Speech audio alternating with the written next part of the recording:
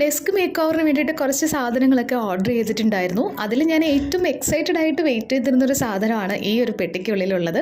ഇതൊരു പെഗ് ബോർഡാണ് കേട്ടോ. ഇപ്പോൾ നമ്മൾ പിൻട്രസ്റ്റിലും യൂട്യൂബിലും ഒക്കെ നോക്കിയിട്ടുണ്ടെങ്കിൽ എല്ലാവരുടെയും വാളിലും ഡെസ്കിലും കാണുന്ന ഒരു ഐറ്റമാണ് ഈ ഒരു പെഗ് ബോർഡ്.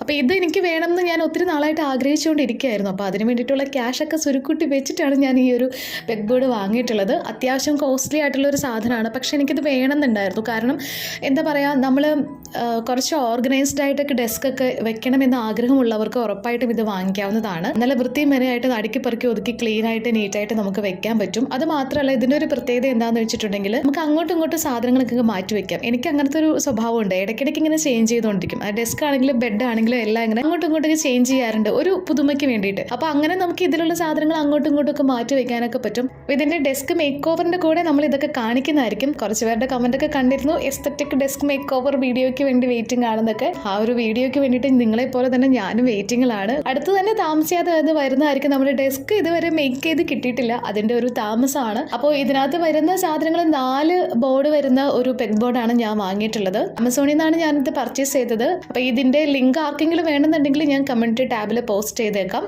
ആരെങ്കിലും ആവശ്യമുള്ളവർ അവിടെ നിന്ന് ചെക്ക് ചെയ്ത് നോക്കിയാൽ മതി. എങ്ങനെയാണ് ഫിറ്റ് ചെയ്യുന്നത് എന്നുള്ളതൊക്കെ ഞാൻ അടുത്ത മേക്ക് ഓവർ വീഡിയോയിൽ കാണിക്കുന്നതായിരിക്കും കേട്ടോ. അപ്പോൾ പെഗ് ബോർഡിൻ്റെ ഫാൻസ് എല്ലാവരും ഓടി വന്ന് ലൈക്ക് ചെയ്യുക, കമൻറ്റ് ചെയ്യുക, ചാനൽ സബ്സ്ക്രൈബ് ചെയ്ത് സപ്പോർട്ട് ചെയ്യുക. അടുത്ത വീഡിയോയിൽ കാണാം. ബൈ.